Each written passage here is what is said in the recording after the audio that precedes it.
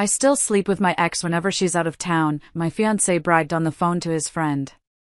This idiot even accepted the proposal. He didn't know I was standing in the hallway listening. I didn't say a word. The next morning, I took the ring and left a receipt from the pawn shop. Along with a note, hope your ex can afford to buy it back. He's been begging me to take me back ever since. Hello everyone. Thank you for being here with me today. Before I begin my story, I'd love to know which city you're joining us from. Please feel free to share in the comments. Now, let me take you into this story. It's funny how life can be moving along, just perfect, like a picture postcard. You think you have it all. The perfect job, the perfect home, the perfect man. You think you've built this beautiful, sturdy house, and then you find out, in just 30 seconds, that the whole thing was built on quicksand. It's been a while now, but I still think about that day. 1 month. It's been exactly 1 month since my life, the life I knew, just imploded. 1 month since I found out that the man I was planning to spend the rest of my days with, the man I loved, saw me as nothing more than a punchline. A joke to tell his friends. 1 month since I did what I did.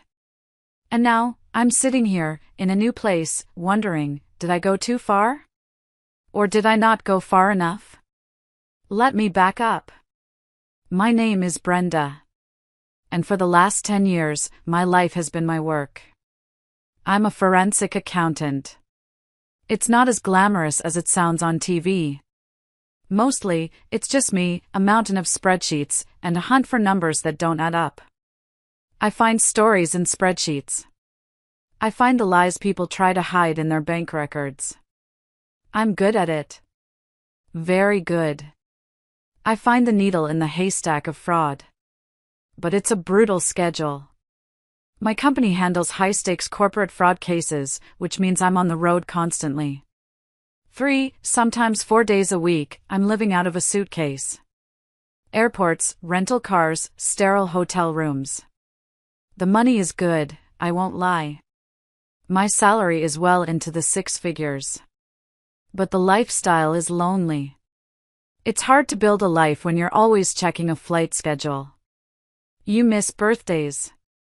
You miss dinners. You live your life through your phone. That's where Keith came in. We met 3 years ago. It was one of those things. I was testifying as an expert witness in a big fraud case.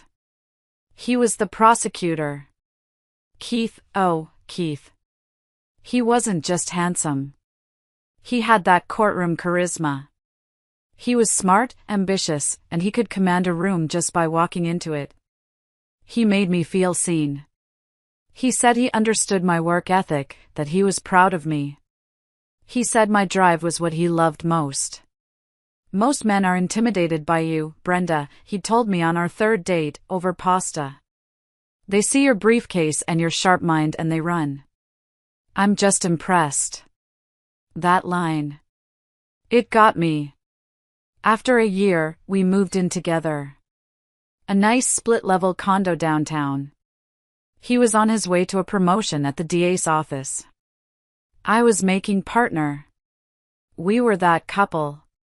The ones our friends pointed to.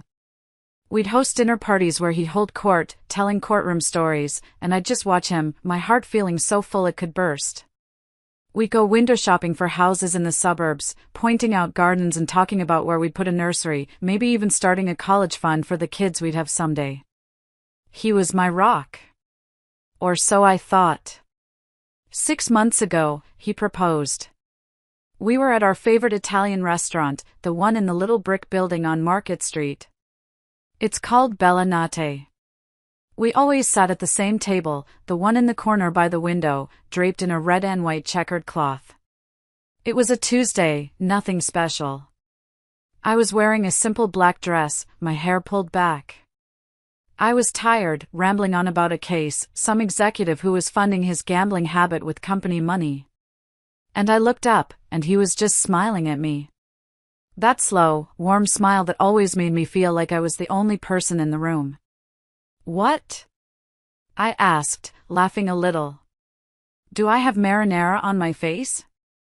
No, he said, and his voice was suddenly soft. He reached across the table and took my hand. Brenda. I was just listening to you. And I was thinking. I want to listen to you talk about spreadsheets and fraud for the rest of my life. And right there, he slid out of the booth and got down on one knee. The whole restaurant went quiet. I felt my face flush hot.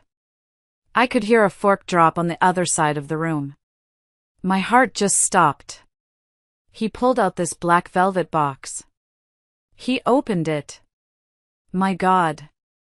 I am not even a big diamond person. But this was breathtaking. It was a 2-carat, princess-cut diamond. It wasn't just big, it was clear. Like ice. Platinum band. Custom design. He told me later, his voice thick with pride, that it had cost him nearly 3 months' salary. Brenda Johnson, he said, his eyes locked on mine. You are the smartest, strongest, most beautiful woman I have ever known. Will you marry me? I cried. I ugly cried, right there in front of everyone. I couldn't even speak. I just nodded, and the whole restaurant burst into applause. I said yes, of course. I said it was perfect. He slid it onto my finger, and it felt so heavy, so permanent. He said I was perfect. And I believed him. I believed every single word. That night, we went home and we talked for hours. We planned our whole lives. We'd get married in the fall, maybe at that vineyard upstate. He'd get his promotion. We'd start looking for a house after the wedding. Everything was laid out, a perfect, beautiful blueprint. That perfect picture. That perfect blueprint. It was all a lie. Last month, I was scheduled for a typical 3-day trip to Seattle. Client meetings, reviewing discovery documents, the usual. My flight was at 10 a.m. I'm an early riser, so I was up at 5 a.m. I remember the morning perfectly. The sky was that pale, gray color it gets before the sun really breaks through. The air was cool. I was rushing, trying to get my suitcase zipped. It was one of those mornings where everything goes wrong. My zipper snagged. I couldn't find my other black pump, and I found it under the bed, covered in dust bunnies. I was getting frustrated, huffing and puffing. Keith was still in bed, just a lump under the comforter. Or so I thought. I kissed him on the forehead. He mumbled something, have a safe flight, love you. I finally got my bag zipped, grabbed my laptop case, and hurried down to the garage. I put my suitcase in the trunk, got in the driver's seat, and just took a deep breath. 8:30 a.m. I was cutting it a little close for a 10 a.m. flight. The airport would be a zoo. I was about to start the car when my phone buzzed. It was my client. David. Brenda, he said, and his voice sounded terrible. Strained. Bad news. Our CFO, he had a heart attack overnight. He's in surgery at Harborview. Oh my God, I said. Is he? He's stable, they think. But obviously, everything is off. All meetings are postponed. Indefinitely. I'm so sorry, I know you were already on your way. David, don't you dare apologize, I said. That's awful. Please, just keep me updated. Send his family my best. We hung up. And just like that, my trip was cancelled. My first feeling was honestly relief. No airport security, no recycled air, no sterile hotel room. But then, right after, I felt this little spark of excitement. A long weekend. An unexpected, 3-day weekend with Keith. We hadn't had one of those in months. I could make him breakfast. I'd stop and get those expensive groceries, the good bacon. We could go for a hike, maybe drive out to the coast. The possibilities just unfolded in my mind, a little gift from the universe. I got out of the car, grabbed my suitcase from the trunk, and texted him from the garage. Trip cancelled. CFO had a heart attack. Coming back upstairs. Surprise! No response. That wasn't unusual. He was probably in the shower. He sings horribly in the shower, usually some 80s rock ballad, completely off-key. It's one of those stupid little things you love about someone. I smiled, thinking I'd probably walk into a terrible rendition of Livin' on a Prayer. I opened the door from the garage into the lower level of our condo. It's a split-level design. You enter on the bottom floor, and the main living area, the kitchen, the bedroom, it's all up one flight of stairs. I shut the garage door, the motor humming behind me. The house was quiet. No. Not quite. I could hear the whir of the bathroom fan. He was in the shower. Perfect. I was going to sneak in and surprise him. I started up the stairs, dragging my suitcase. It thumped on each carpeted step. Thump. Thump. Thump. As I got to the top landing, I heard his voice. He was on the phone. And he was laughing. It was a laugh I knew well, that deep, full-bodied laugh. But this one felt different. It didn't sound happy. It sounded sharp. Mean. He was in the bedroom, and the bathroom fan was humming, so he was speaking loudly, trying to be heard. He always took calls on speakerphone when he was getting ready for work, balancing his phone on the dresser while he put on his tie. I was about to call out, surprise! I'm home! My mouth was literally open to form the words. But then I heard my name. And I froze. My hand was on the railing. My suitcase was still resting on the step below me. I was standing in the hallway, just out of his line of sight from the bedroom. He wouldn't see me unless he walked out. I just stood there. Listening. I'm telling you, Stanley, Keith said. I recognized the other voice now. It was his college friend, Stanley. A guy I'd met maybe 5 times. I never liked him. He was a sleazy financial broker type who always looked at me like I was a spreadsheet, not a person. He made some off-color jokes at our housewarming party, something about my salary and how Keith had hit the jackpot. I'd told Keith I didn't like him. Keith had just laughed and said, "Oh, Stan's harmless." Brenda? God, she has no idea. None, Keith said, and he laughed again. That sharp, ugly laugh. My blood went cold. What did I have no idea about? A surprise party? A gift? And then he said it. The sentence that broke my world in two. I still sleep with Deborah whenever she's out of town. The hallway tilted. I had to grip the railing to stay upright. The air just evaporated. Stanley's voice crackled over the speaker. Shut up. You do not. You're engaged, man. I absolutely do, Keith continued, and his voice, my God, his voice was dripping with this smug pride.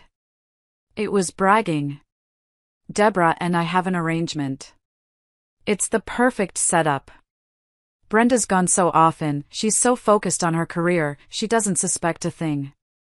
I get the stability, the nice condo. I mean, she pays half of everything with that big shot salary of hers. And Deborah? Deborah gets the fun without the commitment. It's perfect. Deborah. His ex-girlfriend from before we met. The one he told me was just a friend. The one he swore he was over. The one he'd met for coffee just to catch up 2 months ago. I had been out of town. In Chicago. My stomach turned over. I felt a wave of nausea so strong I thought I was going to be sick, right there on the beige carpet. "Man, you are so bad," Stanley squealed, like a teenager, clearly delighted by this gossip. "But what about the ring? You proposed, man. That's serious." There was a pause. I could hear the clink of his cufflinks, the sounds of him getting ready. Like this was just normal. Just another Tuesday. "Oh, the ring," Keith said, his voice dropping into that conspiratorial tone. "You should have seen her face, Stan. This idiot, she actually cried when I proposed." Cried. Right there in the restaurant. Like it was the happiest day of her life. He laughed. A short, barking laugh. Deborah nearly pissed herself laughing when I told her. She said I deserved an Oscar. I couldn't breathe. I literally could not draw a breath. It was like the air had been sucked out of the hallway. My hand was gripping the stair railing so hard my knuckles were white. My ears were ringing. I just stood there, completely paralyzed, listening to the man I loved, the man I was going to marry, mock me. Mock my proposal. Mock my tears. Mock my entire existence, all for a cheap laugh from his worthless friend. "So, what happens when you actually have to set a wedding date?" Stanley asked. "You gonna juggle both of them?" "I'll figure something out," Keith said, his voice breezy. "Maybe a work opportunity one just can't pass up in another city. A long-distance engagement. She's used to me being busy. I don't know. I'm good at making people believe what I want them to believe." That was it. That was the moment. The pain was so sharp, so absolute, it was almost clarifying. It burned away all the love. All the memories. All the silly, off-key singing in the shower. All the plans for the house in the suburbs and the college fund.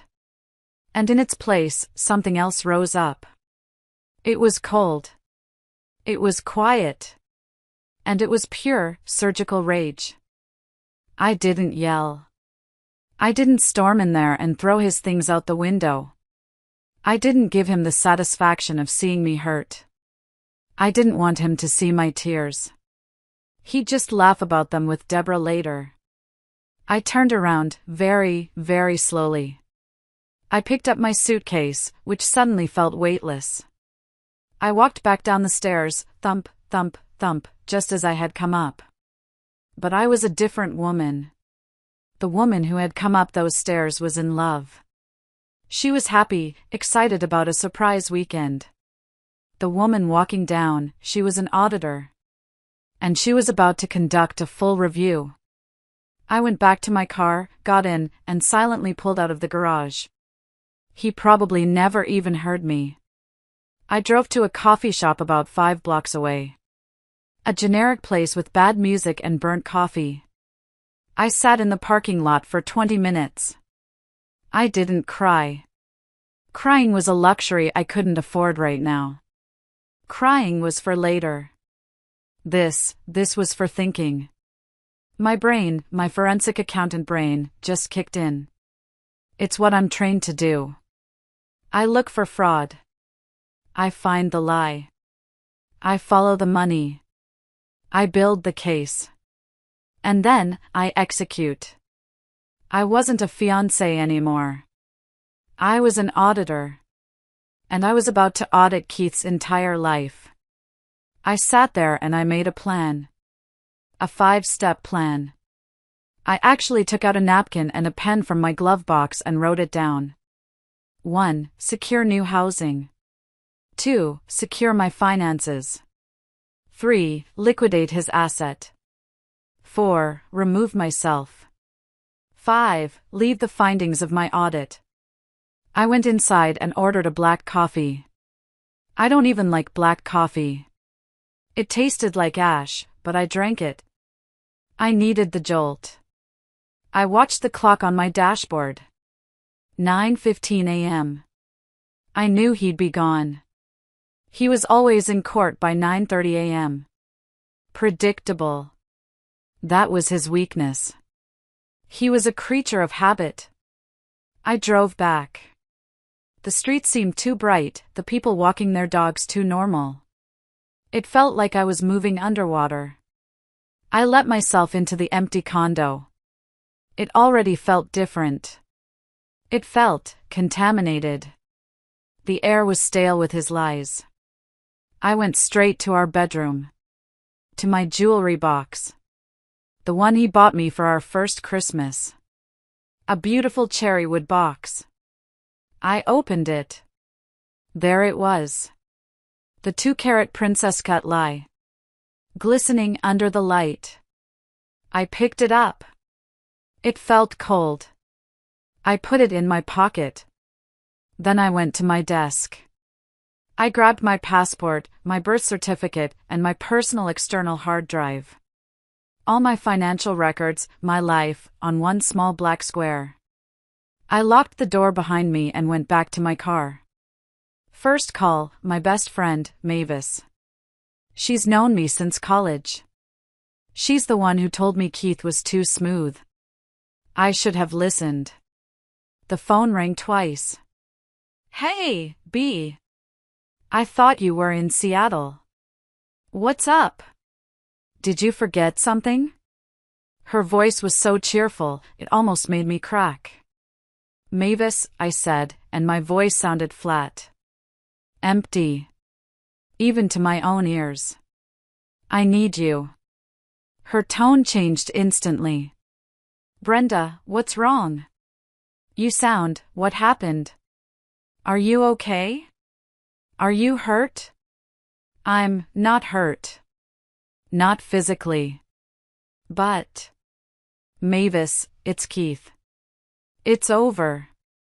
What? What are you talking about? You guys just send out the save the dates. I can't explain right now. I need a place to crash. For a few days, maybe a week. And I need you to not ask any questions. Not yet. I can't. Can I come over? Oh my God, she whispered.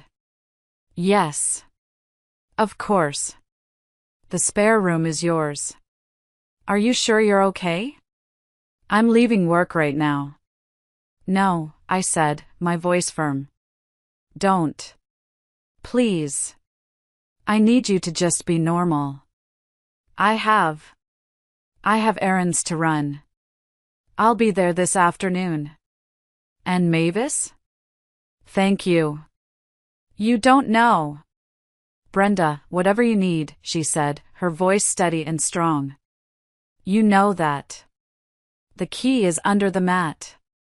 I'll stock the fridge. I love you. I love you, too, I whispered, and hung up.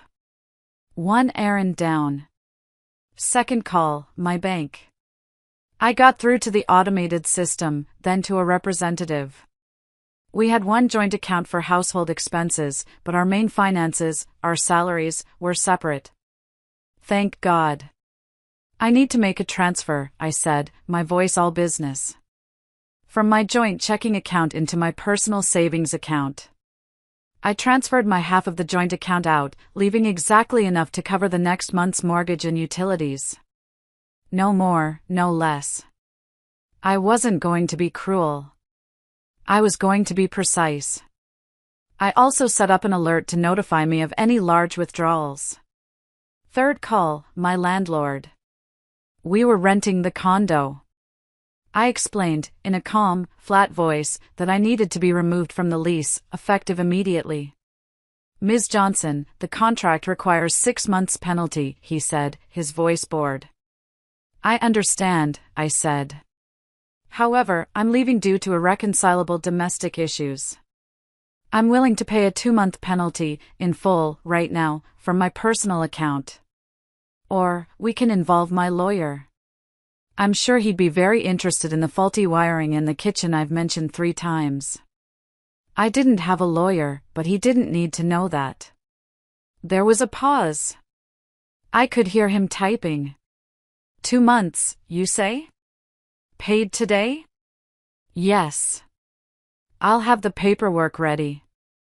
3 errands down. Now for the 4th. The big one. The symbolic one. I googled pawn shops near me. I didn't want to go anywhere close, anywhere he might know. I found one about 30 minutes away, in a part of town I never visited. The drive there was a blur. I don't remember the music. I don't remember the traffic. I just remember the heavy weight of that ring in my pocket, thumping against my leg with every turn. The shop had a buzzing neon sign, cash for gold, even in the middle of the day. A bell chimed when I walked in. It smelled like dust, old cigars, and disappointment. An older man with shrewd, tired eyes looked up from his newspaper. Help you? I didn't say a word. I just put the black velvet box on the glass counter. I opened it. He whistled. A long, low whistle. Nice piece. Very nice. He picked it up with a jeweler's loupe, holding it up to the light. Recently purchased? 6 months ago, I said. My voice didn't waver. He examined it for a long time. He checked the certification papers, which I'd brought from the safe. He mumbled to himself. He tapped on an old calculator. It cost $22,000, I said. He looked up at me, over his glasses. A flicker of something. Pity? No. Just business. It might have cost that, darlin'. But it ain't worth that to me. He tapped his calculator again. I can give you $9,500. Cash. Less than half. A terrible deal. It was highway robbery. Deal, I said. This wasn't about money. This was about severing a tie. This was about converting a lie, a symbol of his betrayal, into something cold and hard and useful. He processed the paperwork, had me sign a few things, and then counted out 95 crisp, $100 bills. The cash felt dirty, but it also felt final. One more thing, I said, as he was pushing the cash toward me. I need a receipt. A detailed, itemized receipt. It has to show exactly what was sold. The 2-carat princess cut ring. And the price. $9,500. He shrugged. Your money.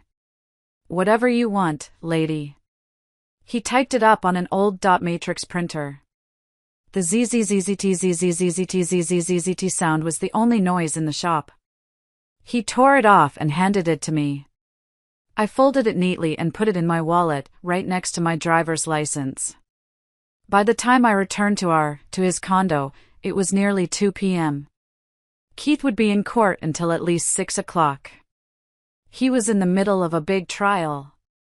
I had plenty of time. I parked my car and went inside for the last time. This was step 5. The audit. I went to the hall closet and pulled out my empty suitcases. I packed methodically. I went through every room. I took only what was mine. My clothes. My personal items. My books. The family photos that mattered to me, the ones of my parents, my grandmother, me and Mavis at our college graduation. I took the photos right out of the frames and left the empty frames on the mantelpiece. I made 3 trips to Mavis's apartment, unloading my life in boxes into her spare room. She was at work, just as I'd asked. It was easier that way. I didn't have to talk. I didn't have to explain. I just worked. Moving boxes, carrying hangers. My arms ached. My back ached. But I didn't stop. Then I returned to the condo. It was almost empty of me. Now, for the revenge.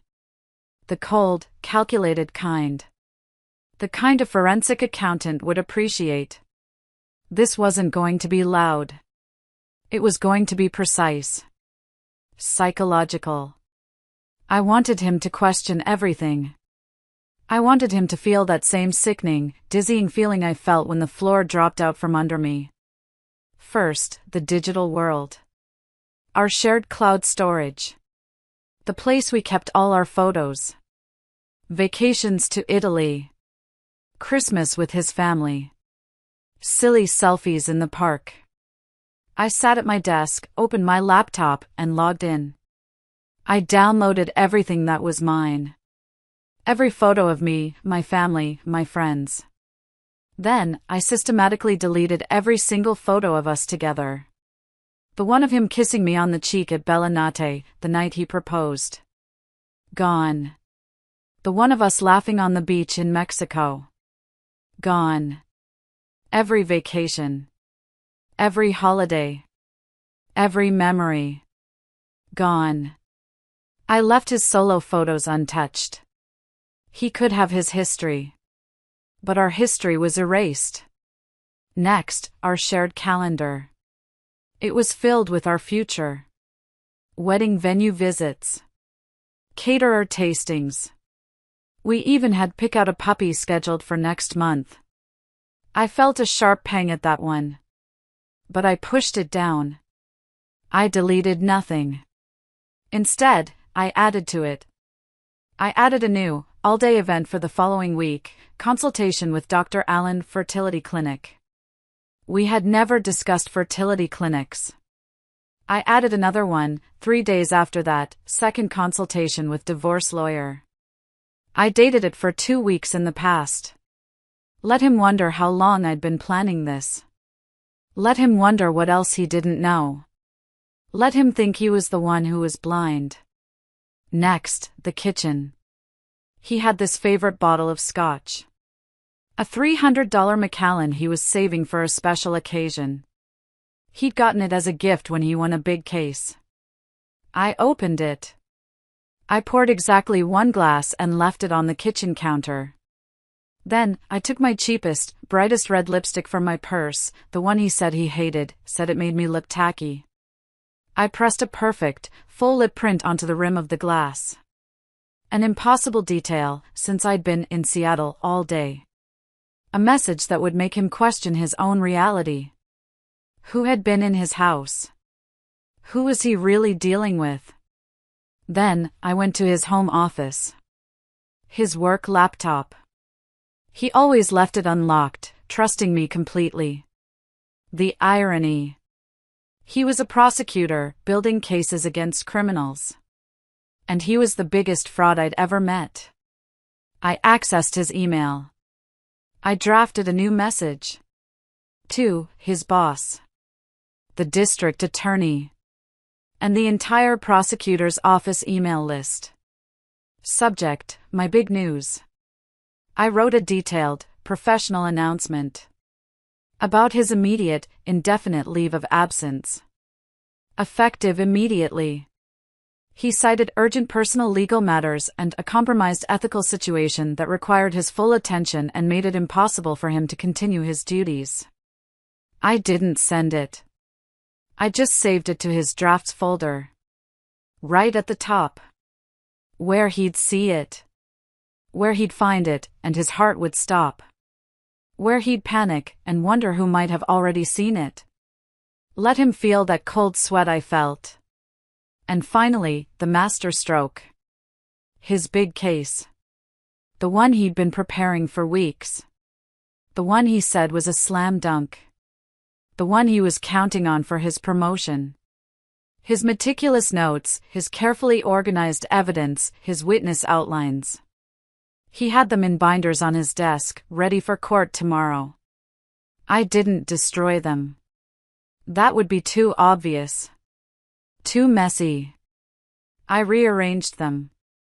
I'm a forensic accountant. I'm an expert in organization. And disorganization. I took page 27 of his opening statement and filed it in the middle of a witness transcript from a different witness. I took Exhibit C, the financial records, and filed it under witness tampering. I swapped the dates on 2 different police reports. I didn't do it randomly. I did it with precision. Just enough to throw off his rhythm. Just enough to make him second-guess his own preparation when he was under pressure in court. Enough to make him look like an incompetent, disorganized fool in front of the judge, the jury, and his boss. Small things. Precise things.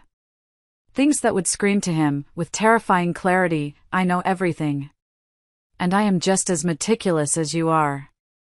I was done. The audit was complete. I went into the bedroom for the last time. I took the original, black velvet ring box. I placed the itemized pawn shop receipt inside it. The receipt for $9,500. I had done it. Every file, every photo, every precisely targeted strike was in place. And now, for the final act, leaving the note. But before I tell you what I wrote, before I tell you what happened when he found it, what happened when that first frantic phone call came through, I just want to stop for a second. If you are still listening to me, right here, right now, if you've been on this ride with me, feeling that ice in your veins, will you do me a favor? Please, help me by liking this video, and just comment the number 1 below. Just the number 1. It lets me know that you're out there, that you're truly amazing for listening. It lets me know that you're walking this path with me. Your support is a bigger encouragement than you can possibly imagine. It lets me know I'm not just talking into the void. So please, just comment the number 1 so I can see you. And now, let me tell you what I did next. The final flourish. I took a sticky note from his desk. A yellow one. And I wrote 4 words on it.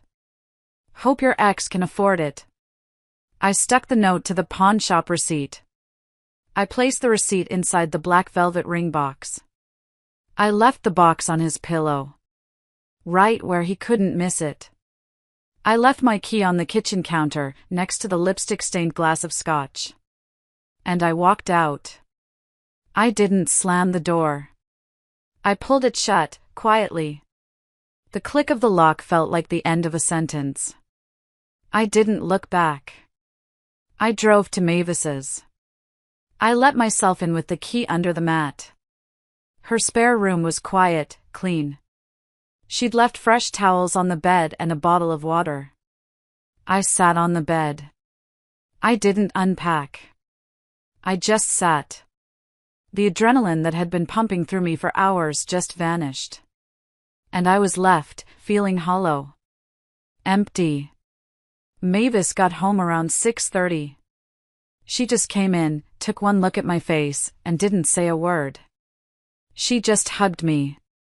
A long, long hug. And that's when I finally broke. I didn't just cry. I sobbed. I ugly cried, just like I had at the restaurant, but for the opposite reason. I cried for the woman I was 6 hours ago, the one who was excited about a surprise weekend. I cried for the idiot I'd been. Mavis just held me. "I've got you," she kept saying. "I've got you. It's going to be okay." After I couldn't cry anymore, she said, "I made soup." "Thank you," I said. My voice was a wreck. We sat on her couch, in our pajamas, eating tomato soup and grilled cheese. Comfort food. We didn't talk about it.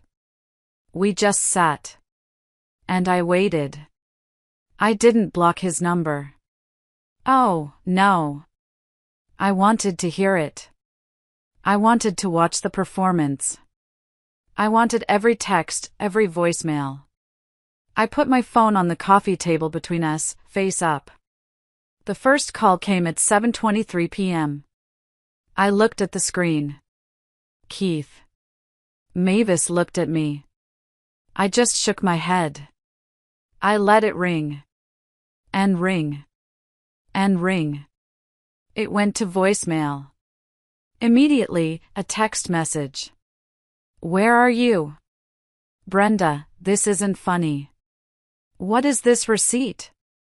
I looked at the text. I took a calm sip of soup. Mavis just watched, her eyes wide. "Is this some kind of joke?" Your stuff is gone. Where are you? Call me right now. Brenda. Pick up the phone. The phone rang again. I silenced it. Voicemail. Mavis and I sat there, and I played the voicemail on speaker. Brenda, I swear to God, whatever you think you heard, you misunderstood. You always do this, you're overreacting. Call me. You can't just leave like this. I always do this? The audacity. Baby, please, what did I do? Just talk to me. What's going on? That note, the pawn shop, what does that mean? The ring is gone. Brenda, please, you're scaring me. The calendar. The lawyer? Brenda, a divorce lawyer? What is this? You've been seeing a lawyer behind my back? And the fertility clinic? What is going on? My case files. What did you do to my files, you psycho? You. And my laptop, the email draft, did you send it? Did you send it? You've ruined me. You've ruined my career. I'll have you arrested. The voicemail cut off. He'd run out of time. Mavis just looked at me. Brenda, what did you do? And I told her. I told her everything. From the moment I walked up the stairs to the moment I walked out. When I was finished, she was quiet for a long time. Then she just raised her soup spoon. To forensic accounting, she said. By midnight, he had left 17 voicemails and 34 texts. They ranged from begging, to crying, to threatening to call the police, to accusing me of being insane. I listened to every single message. I read every single text. And I responded to none of them. I just deleted them, one by one. The next day, he showed up at my office. I had anticipated this. I'd already had a quiet word with security that morning. My ex-fiancé, Keith, may try to contact me. He is unstable. Please do not let him up. If he makes a scene, please call the police. They escorted him out of the lobby. He was screaming my name.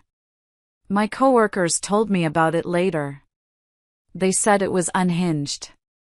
He went to Mavis's apartment. He pounded on the door. Mavis answered. She's 5'2", but she's tougher than anyone I know. Keith, she said, blocking the door. You need to leave. Now. Mavis, let me in. I know she's in there. She's ruined my life. She's crazy. No, Keith, Mavis said, her voice like steel. You did that all by yourself. You're trespassing.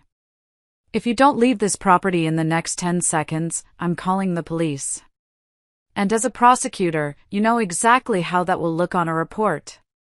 He left. He called my parents. They're retired in Florida. I'd already called them. Mom, Dad. It's over with Keith. He was unfaithful. I'm safe, I'm with Mavis. But he might call you. Please, just don't get involved. My mother, who is a sweet Southern lady, apparently told him, Keith, honey, you reap what you sow, do not call this house again. He was persistent. I'll give him that. He sent emails to my work account, messages on every social platform. He even had flowers delivered to my office with these long, tear-stained notes.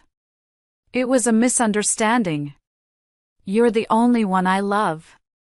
Please, just talk to me. I threw them in the trash. A week passed. I maintained complete silence. I focused on work. I had to. I buried myself in spreadsheets. It was the only place that made sense. Numbers don't lie. I found a new apartment, a small one-bedroom across town. It was small, and the walls were thin, but it was mine. I spent the weekend painting the walls a pale green. Mavis brought over pizza and wine, and we built my IKEA bookshelf. It was okay. I was functioning. But at night, I'd just sit on the floor of my new, empty living room and stare at the wall. I'd pick up my phone to check the time and see his old, deleted number.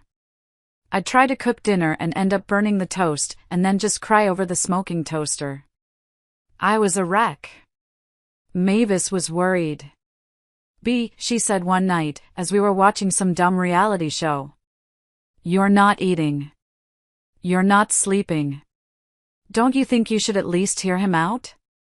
What if there's some explanation? What explanation, Mavis? I asked, my voice flat.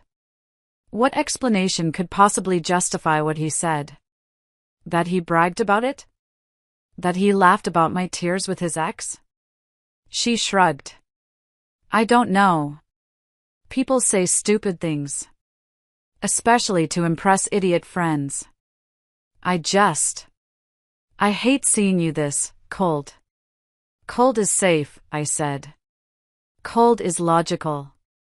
Warm got me laughed at. I dismissed it. The evidence was clear. His words had been unambiguous. My audit was closed. Then, 10 days after I left, everything changed. I was at work, trying to untangle a particularly messy case of embezzlement. An email popped up in my personal inbox. I almost deleted it. The sender was Judith.R. I didn't recognize it. But the subject line made me freeze.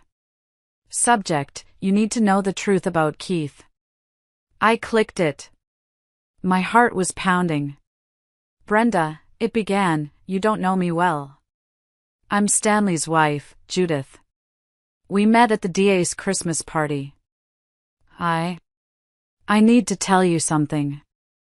I was in the other room when Keith was on the phone with Stanley that day.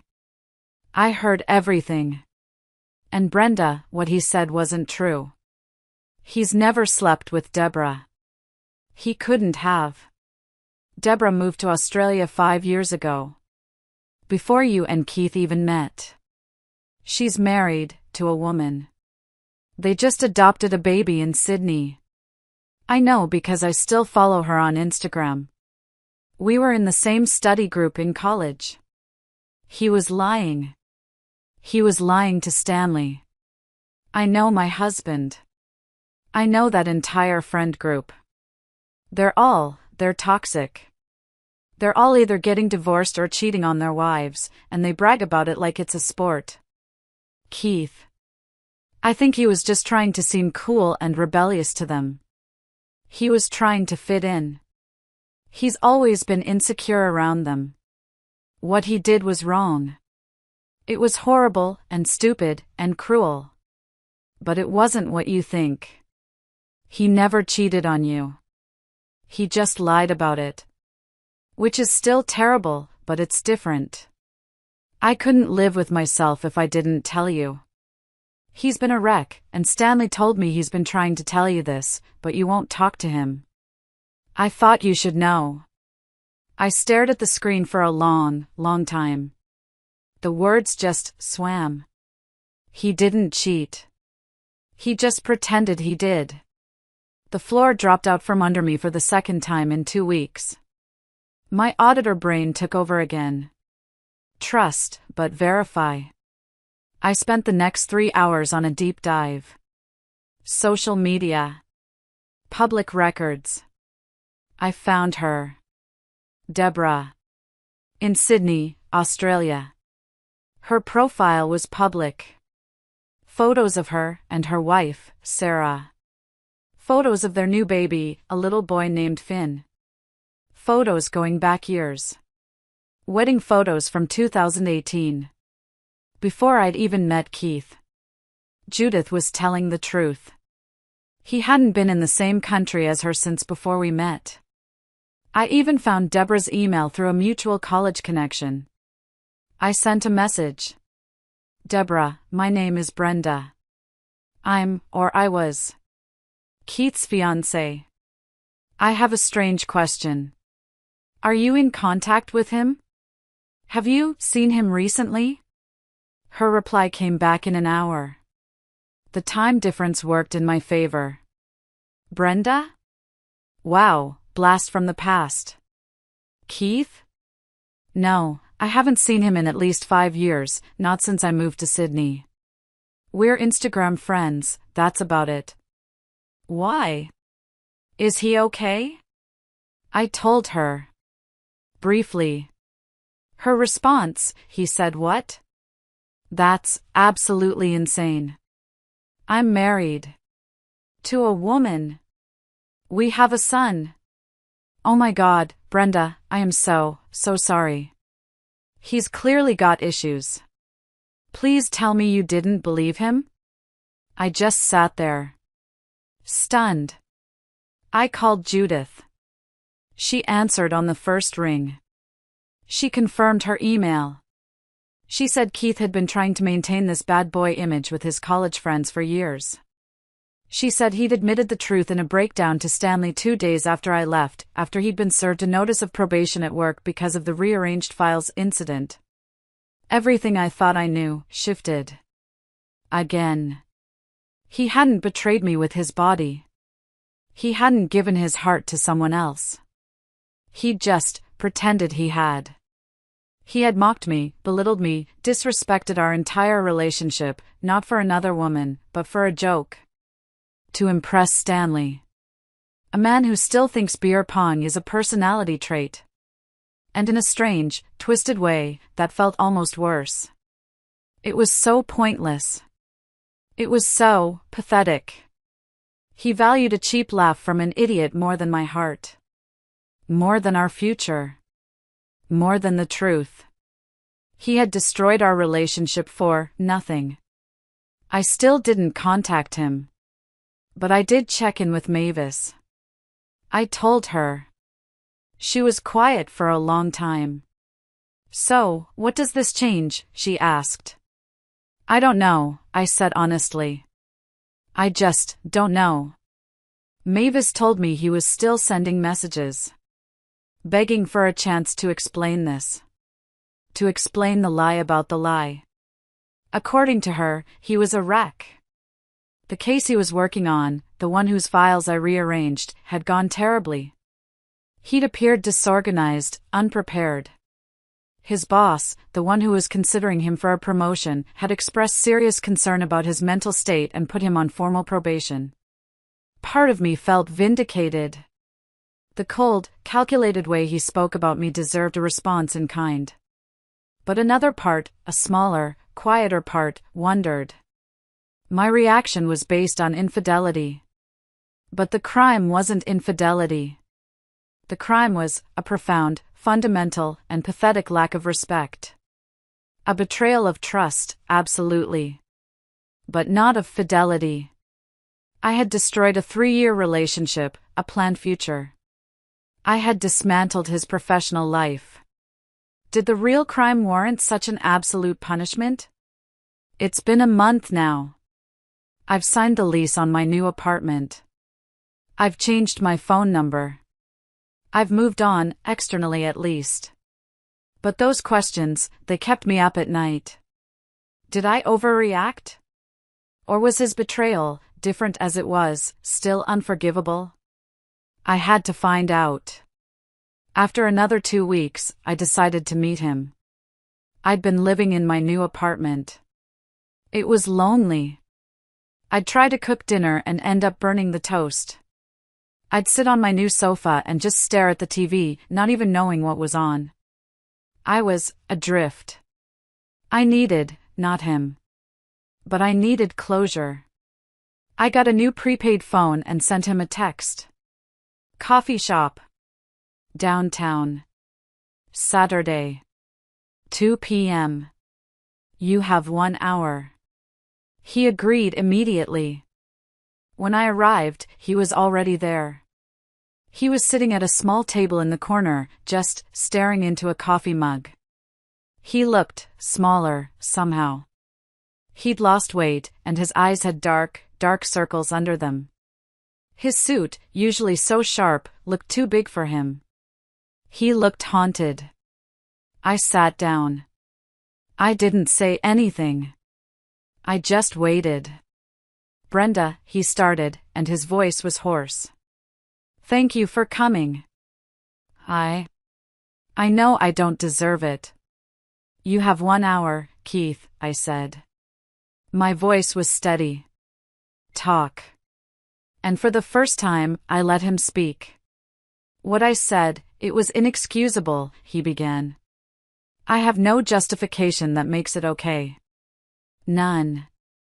And Judith told me she emailed you. So you know. It wasn't true. I didn't. I never cheated on you, Brenda." He told me everything Judith had said. That he'd lied to Stanley because he was insecure. "Our college friends," he said, looking down at his hands. It's a disaster. Stanley's on his second divorce. Mark is cheating on his wife. All they talk about is drama, and who they're sleeping with. And my stable, loving relationship with you, a woman who is smarter than all of them combined, it made me feel boring to them. It made me feel weak. So I invented drama. I made up the most pathetic, horrible story I could think of. And it snowballed into that conversation you overheard." He was crying now. Not the hysterical sobs I'd heard on the voicemails. Just quiet, broken tears streaming down his face, into his coffee. "I never cheated on you, Brenda," he said, his voice breaking. "Not once. Not ever. I loved you completely. I still do. But I betrayed your trust in a different way. A more pathetic way. And I understand why you left." I listened. I just listened. Then I asked the question that had been haunting me. "If you valued their opinions so much that you would disrespect me to impress them, how could our relationship ever work, Keith?" He looked down. "It wouldn't," he admitted, his voice quiet. "It couldn't. I've spent every day since you left, realizing how twisted my priorities were.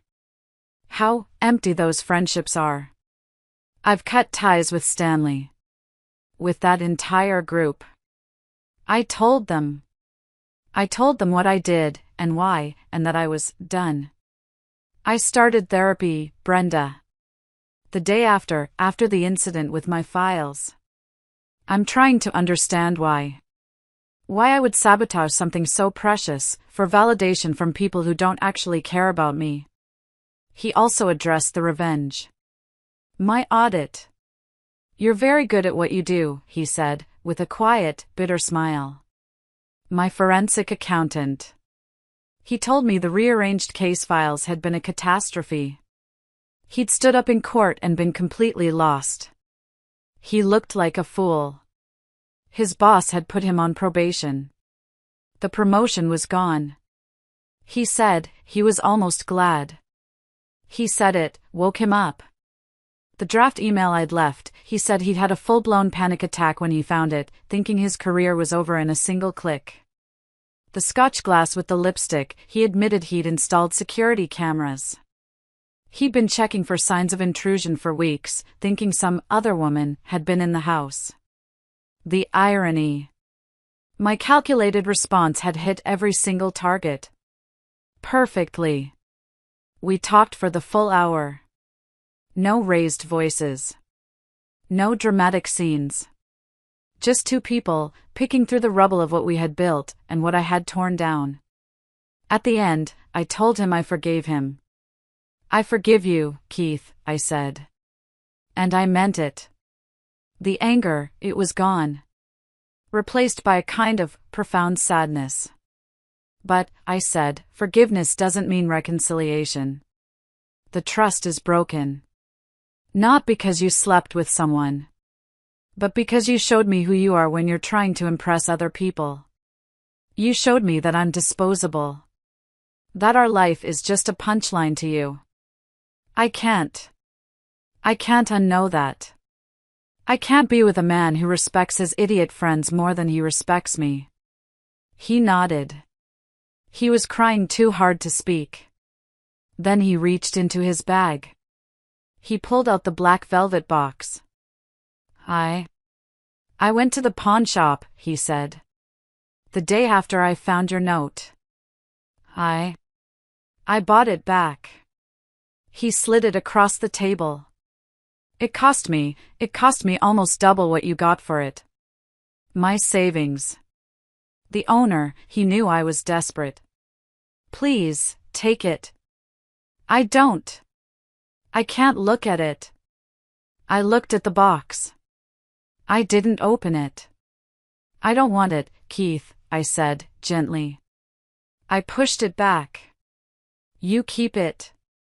Sell it. Donate it. Throw it in the river. Whatever gives you closure. He looked at me, and I could see he finally understood. The finality in my words. We parted with a brief, awkward hug. It felt like a period at the end of a long, complicated sentence. I wasn't angry anymore. I was just finished. I moved forward. I focused on my new apartment. I painted the walls. I bought a new sofa. I started rock climbing. Something I'd always wanted to try but never made time for. I'd go to the climbing gym 3 times a week. My arms ached, but it was a good ache. It was the ache of building myself up, not being torn down. I reconnected with friends I'd neglected. Mavis and I had a standing wine and reality TV night. I was okay.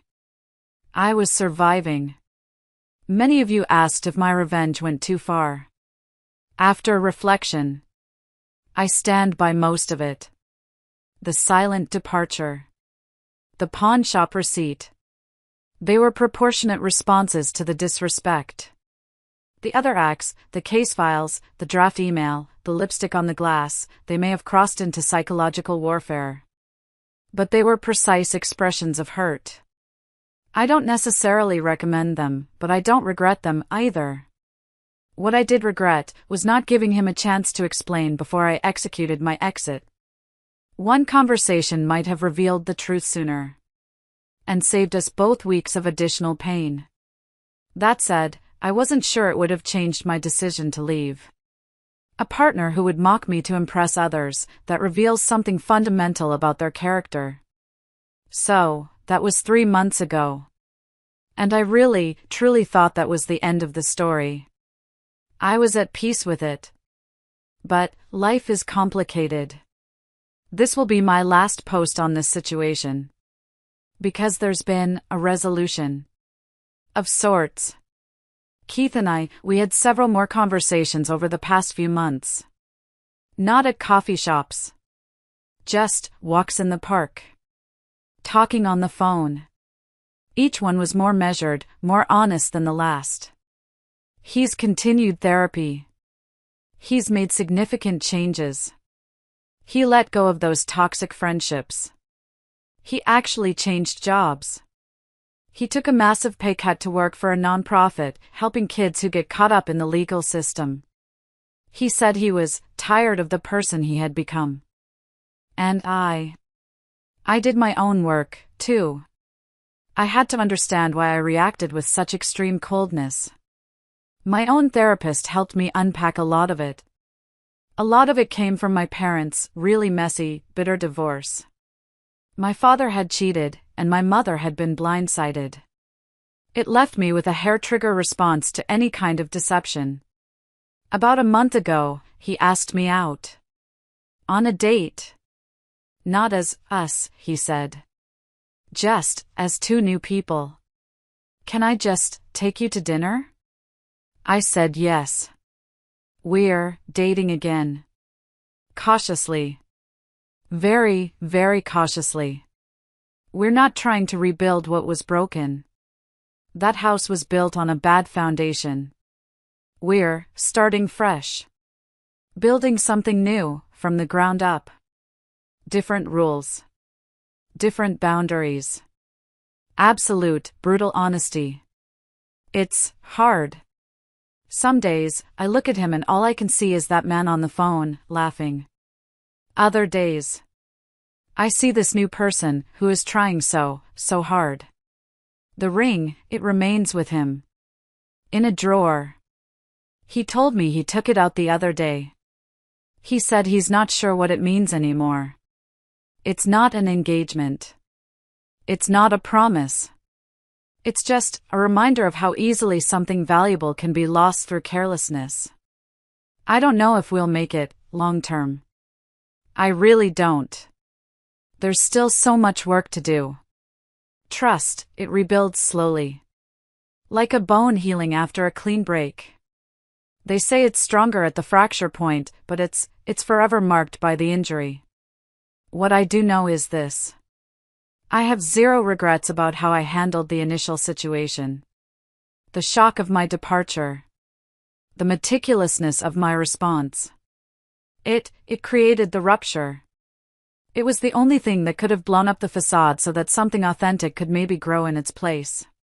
Sometimes, relationships don't end because they're beyond repair. They end because they need to be completely demolished and rebuilt from the foundation up.